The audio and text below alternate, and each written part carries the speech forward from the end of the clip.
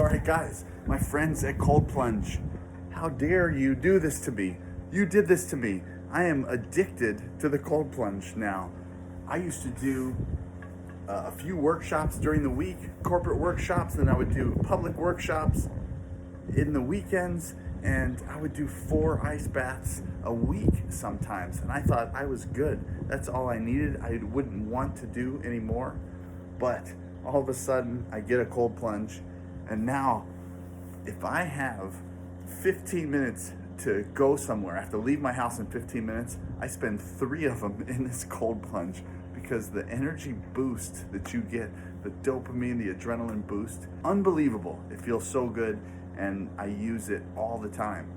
We just went on a 7-mile hike, and everybody was exhausted afterwards, as was I, except for I hit the cold plunge after the hike, and I had enough energy nearly right after to do another hike. I mean, full recharge. This thing is unbelievable, and you guys surprised me, and I didn't think it was going to happen, but it's the real deal. So I want to give you 2 tips for your cold plunging, if you have a cold plunge or whatever you got. And it's so simple. Everybody worries about how long you should be in, what temperature it is. Make the thing freezing cold. But the real question is, where do you have to warm up? Luckily, I have the sunshine to warm up, so I'm going to use that. And I can plunge very cold, and I can stand for a long time because I can just sit out in the sun to warm up. And then the second thing, we're going to talk about that in a few moments. But to reach the levels of acclimation in your cold plunge, I have a great suggestion for you guys. This is moving water. Moving water feels about 6 degrees cooler than non-moving water. So here we go. Turn your cold plunge off, guys. Unplug it for a moment. And guess what? You're going to be able to acclimate easier. And then you move around in there. You make the moving water. So here we go, guys. It's cold plunge time in the sunshine. I'm lucky for that. But don't think that you need that. Do it anywhere you can for whatever reason. So here we go. I'm at 112 right now, my heart rate. So let's go. A couple of big breaths now.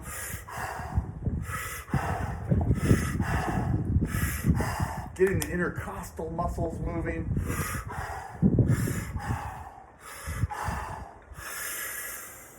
Pause with a full breath when you have a moment.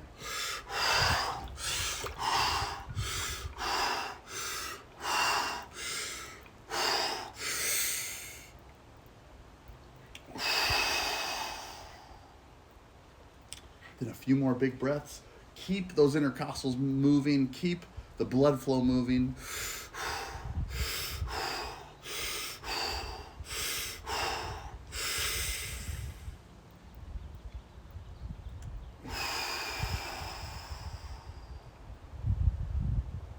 About 3 times seems to help. Here we go.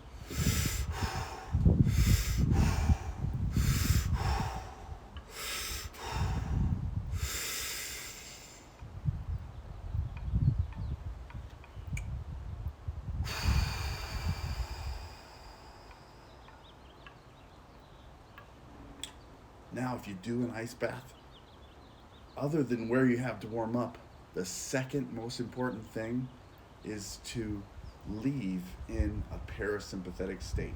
Don't be fully mentally engaged in this sympathetic state, and just relax on your way out.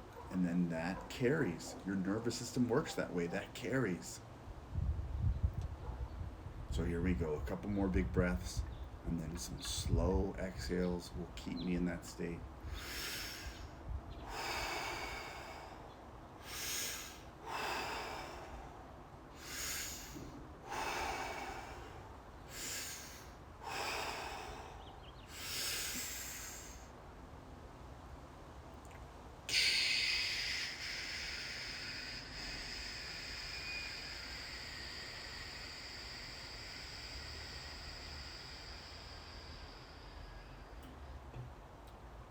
Some short inhales and some long exhales will keep your heart rate low.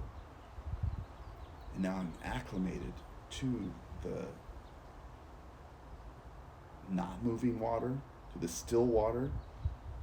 And then now it's time to move around and then re-acclimate.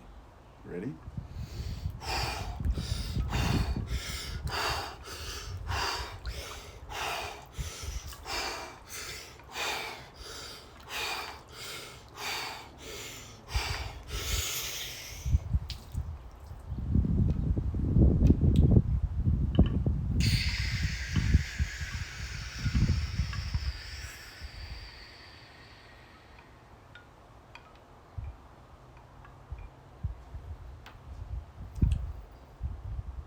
So now I can move around. I'm acclimated to moving water.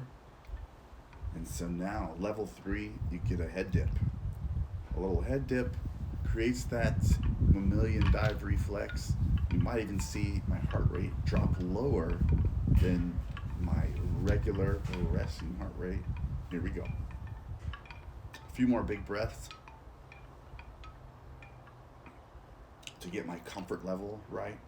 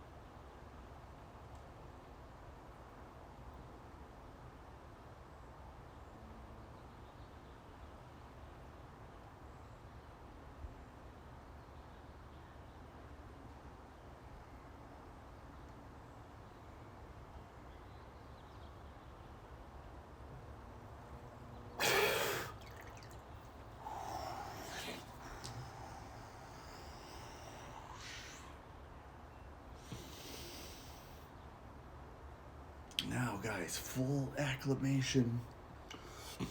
The head's acclimated, the body is, movement's good. Let's see where we can take my heart rate. Here we go.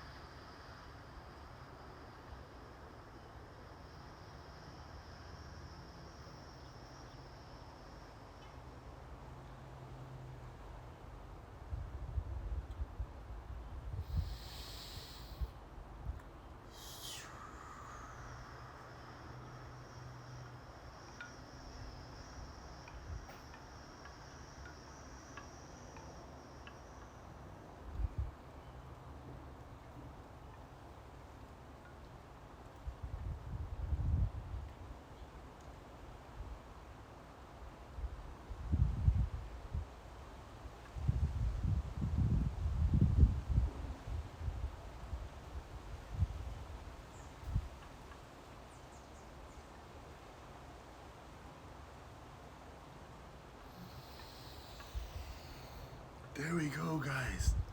A fun little experiment.